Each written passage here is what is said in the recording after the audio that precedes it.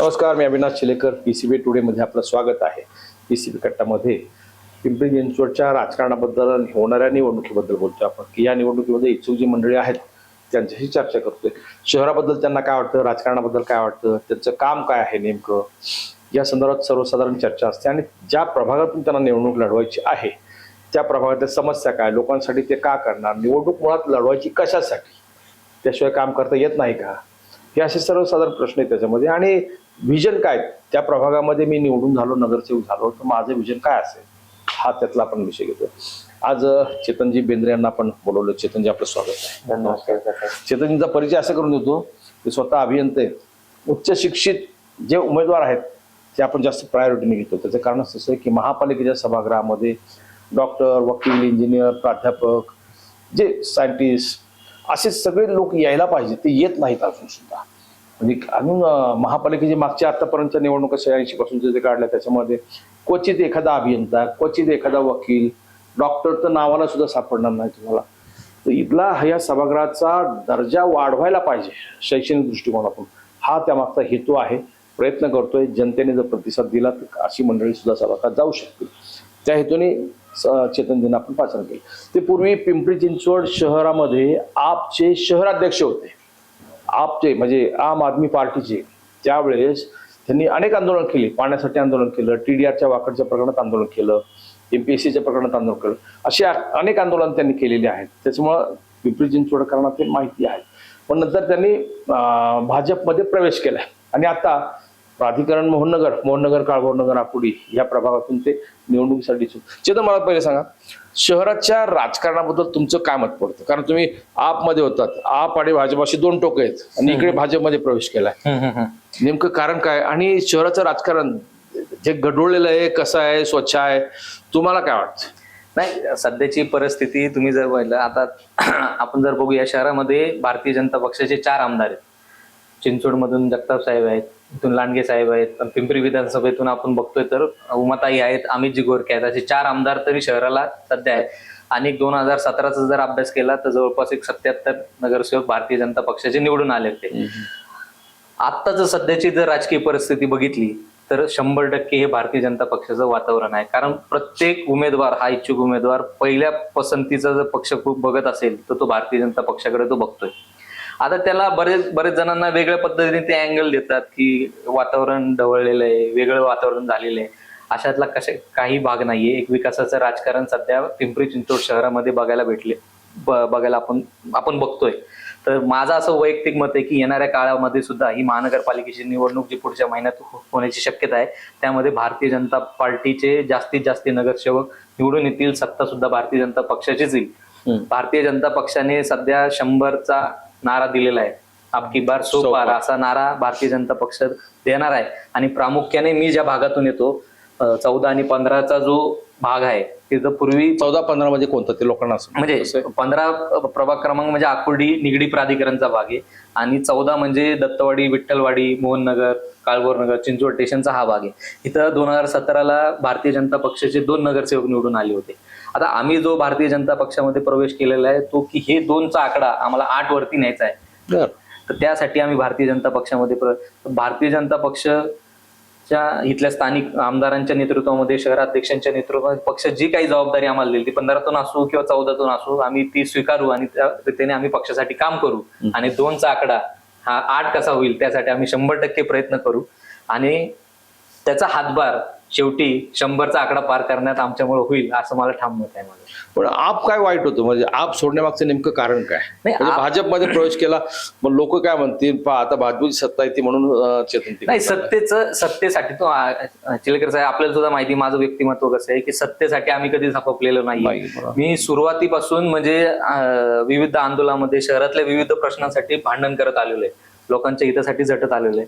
ह्याच्यात प्रामुख्याने विषय असा होता की आम आदमी पार्टीत मी स्थापनेपासून काम करतोय, पण पक्ष इथं निवडणूक न लढण्याची भूमिका घेत होता. त्या कारणाने ती एक महत्वाचं पाऊल ते मला उचलावं लागलं. आणि आपचा जर इतिहास बघितला, सुरुवातीचा इतिहास जर आपण बघितला, तर अण्णा आंदोलन जेव्हा सुरू झालं होतं तेव्हा काँग्रेसच्या विरोधातला, काँग्रेसने केलेल्या भ्रष्टाचाराच्या विरोधातलं ही आंदोलन पेटलं होतं.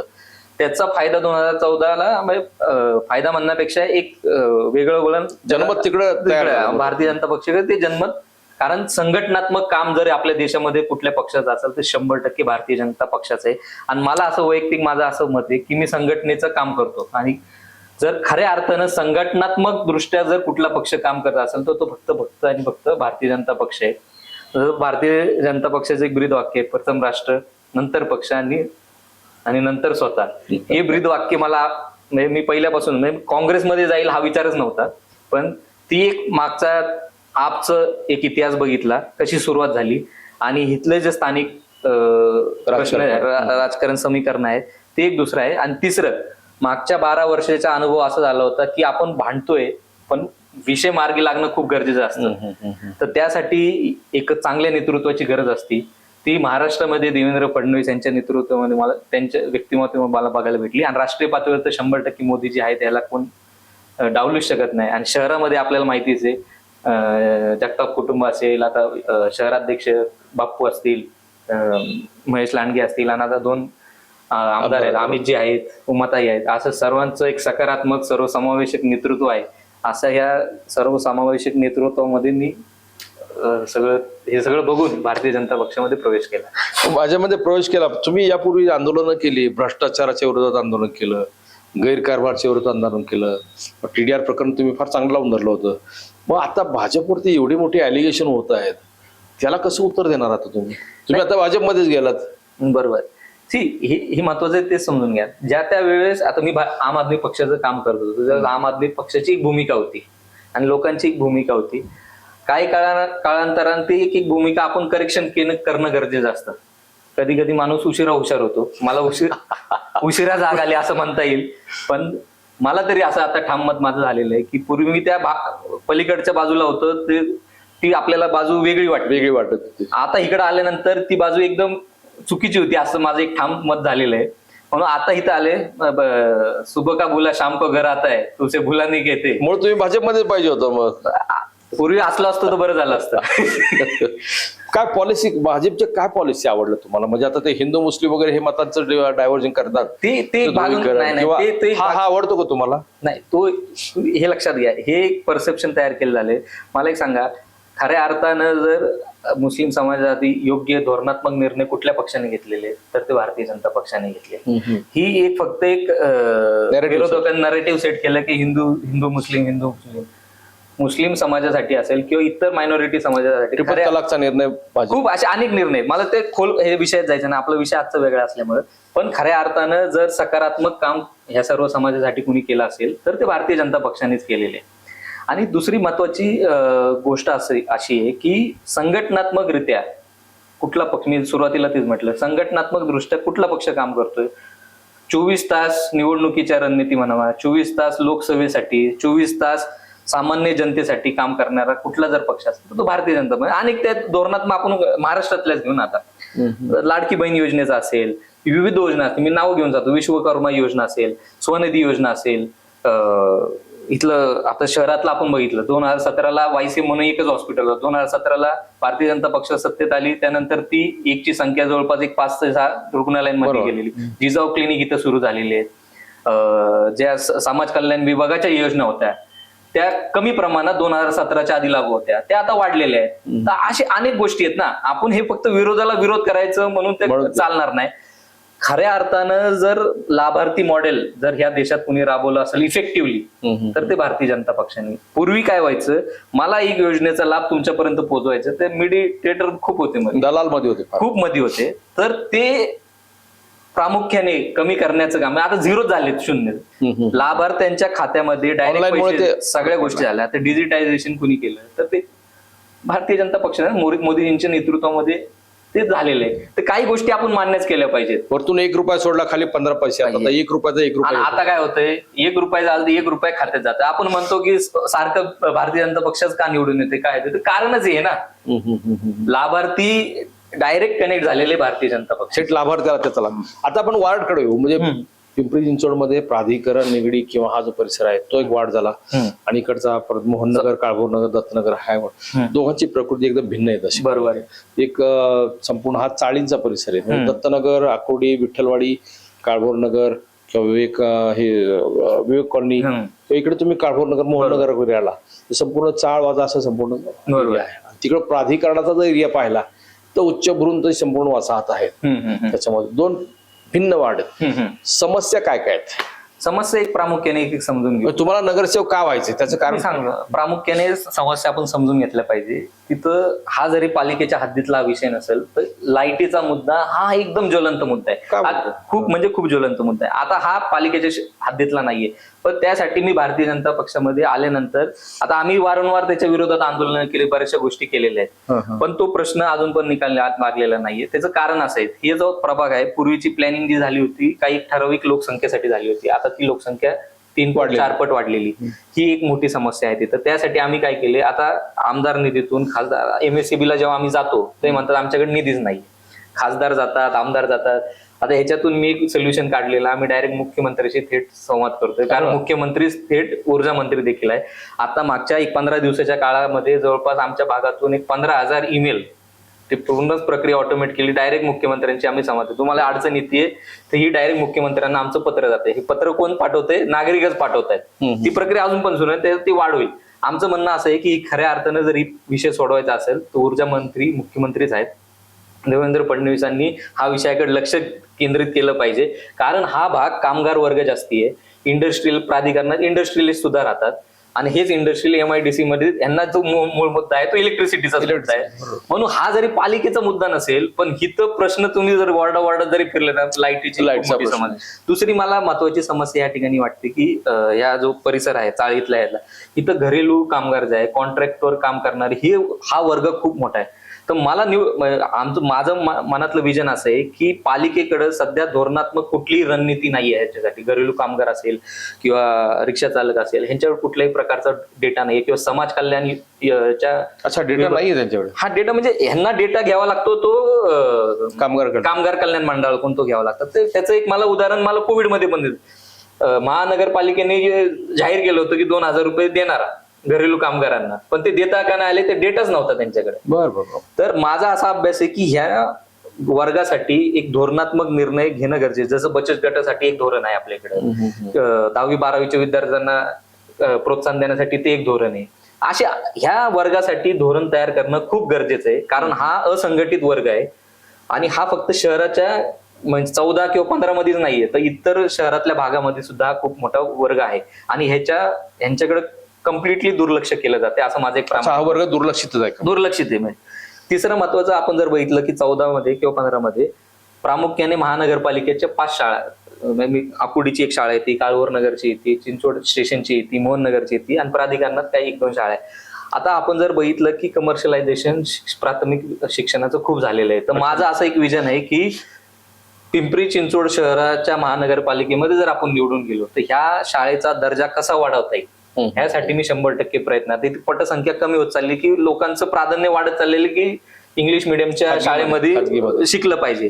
त्यासाठी आपण RTच्या अंतर्गत कामं करतोय, पण ते कुठं ना कुठं कमी पडते. माझं असं वैयक्तिक मत तयार झाले की सध्या महानगरपालिकेच्या मोजून 3 का 4 शाळा जे इंग्लिश मिडियमचं शिक्षण देतात CS सरकारी चालतात. बरोबर. माझं असं म्हणणं आहे की ह्या शाळांमध्ये जर इंग्लिश मिडियमचं काही करता येईल का, त्यांच्या ते धोरणात्मक विषय, पण ह्याची मदत मला काही मी एकटा नाही करू शकत. यासाठी भारतीय जनता पक्षाची गरज लागणार आहे की जो सत्तेत भारतीय जनता पक्ष. आता तुम्ही पहिले प्रश्न भारतीय जनता पक्षात का गेले, तर हे एक मूळ कारण आहे की काही गोष्टीला सत्ताच लागते. धोरणात्मक निर्णय बदल घडवायचे असतील तर त्याला सत्तेची खूप गरज असते. माझं एक प्रामाणिक मत आहे की हा जो वर्ग आहे, हिचं खासगीकरण खूप झालेलं आहे. हा विषय तेव्हाच मार्गी लागू शकतो जेव्हा ह्या महानगरपालिकेच्या शाळेमध्ये आपण मूलभूत बदल करू शकतो. तिसरं एक महत्वाचा विषय मला हे मांडायचा आहे की आपल्या आकुर्डीमध्ये एक हॉस्पिटल सुरू झालेलं आहे. बरोबर आहे, पण ते हॉस्पिटल प्रशस्त 110 बेडचं 110 बेडचं. आता ते काही जण ते क्लेम करतायत की आम्ही केलं ते विषय मी नंतर बोलतो त्या विषयावरती. पण रस्त्याच्या पलीकडचा जो भाग आहे, मोहन नगर असेल, काळभोर नगर असेल, माझं असं एक मत आहे की तिथं जिजाऊ क्लिनिक किंवा प्राथमिक उपचार जे व्हायला पाहिजे त्या भागात ते कुठल्याही प्रकारची सुविधा नाहीये. त्या ठिकाणी जिजाऊ क्लिनिक सुरू झाले पाहिजे. ही एक माझं स्वप्न आहे, त्या ठिकाणी झालं पाहिजे. काळभोर नगर वगैरे तिकडे, हा त्या भागामध्ये. आणि चौथं महत्वाचा विषय मला असं वाटतंय की इथं लोकसंख्या वाढल्यामुळे ना ड्रेनेजची समस्या फार वाढलेली आहे. ज्या प्राधिकरणाचं एक एफएसआयचं आता एकदम 4 एफएसआय वाढल्या आणि ही भविष्यात ही समस्या अधिक तीव्र होणार आहे. कारण संपूर्ण प्रभागामध्येच तुम्हाला ड्रेनेज. आता याच्यात एक धोरणात एक काय आहे, आपण जर बघितलं की नाले साफ करण्यासाठी पावसाळा सुरू होण्यापूर्वीच नाले साफ केले जातात. बरोबर. माझं असं मत आहे की महापालिकेने किंवा जो आता आम्ही सत्तेत येऊ तर पहिली स्टेप ही घेतली पाहिजे की वर्षातून किमान 2 ते 3 वेळा तरी सर्व नाले साफ झाले पाहिजेत. तुमच्याकडे पाऊस पडला की सगळं चाळीमधून ड्रेनेजचं पाणी येतं. चाळी तर सोडून द्या, चाळी लोकांच्या घरातून फरशीतून बाहेर येतं पाणी. डॉक्टर पाटील त्यांच्या बंगल्यामध्ये सगळं ड्रेनेजचं पाणी. बरोबर आहे. आता स्थानिक नगरसेवकांनी ह्या एवढा महत्वाचा विषय आहे, त्या विषयावरती कुठल्याही प्रकारचं काम नाही केलेलं. उगाच फक्त मलमपट्टी म्हणून एकाचं घर बांधून दिले, त्यांनी काय रूट कॉज ते प्रॉब्लेम सॉल्व्ह होत नाही. तर आता इथे कसं आहे, त्या भागामध्ये ओढे जे आहेत ना ते छोटे छोटे ओढे आहेत. आता ओढ्यांचे दाबलेत सगळे दाबलेले, ते असे तर नाही वाढू शकत आपण, हॉरिझॉन्टली नाही वाढू शकत. खोली वाढवली पाहिजे. खोली वाढवली पाहिजे. वर्टिकली काय करता येईल का त्यासाठी काम केलं पाहिजे, किंवा इतर काही उपाययोजना त्या सिव्हिल इंजिनियर इथल्या महापालिकेच्या अधिकाऱ्यांशी बोलून त्याच्यावर काहीतरी उपाययोजना करणं गरजेचं. नाहीतर पावसाळा आला की समस्या अजून वाढतच जाणार आहे. कारण तिथं 500 लोकांनी नाल्यावरतीच अतिक्रमण केली, नाल्यावरती घरं बांधली. प्रॉब्लेम तो झाला, नाला वळवलाय. बरोबर. तुम्ही आकुर्डीला भालेरावांच्या त्या बिल्डिंगच्या पलीकडे गेलात, तिथे नाला कम्प्लीट एका बिल्डरने वळवलाय, दाबून घेतला, पूर्ण बंदिस्त केलाय. प्रॉब्लेम काय? बरं, आता ह्याच्यात कसं आहे, नागरिकांचं पण ह्याच्यामध्ये योगदान लागणार आहे. किंवा फक्त आम्ही नगरसेवक म्हणून निवडून येऊ तर ह्या फक्त नगरसेवकच हा मुद्दा सोडवेल तर त्यात नाही, लोकसहभाग हा खूप गरजेचा असतो. माझं तर प्रामाणिक मत आहे, लोकसहभागातून घेतलेले निर्णय हे 100% सस्टेनेबल असतात, लॉंग लास्टिंग असतात. मी माझ्या पद्धतीने काहीतरी करत जायचं, त्याला लोकांचं एक्सेप्टन्स नाही किंवा लोकांचा पाठिंबा उपयोग होत नाही. म्हणून लोकांना चर्चेत घेऊन लोकांशी संवाद साधून हा विषय कसा मार्गी लावता येईल ते खूप गरजेचं आहे. हे काही विषय आहेत महत्वाचे मला असं वाटतं प्रभागामध्ये. तो आता प्रचार कसा करणार मला कळत नाही. प्रचार कोणत्या मुद्द्यांवरती करणार?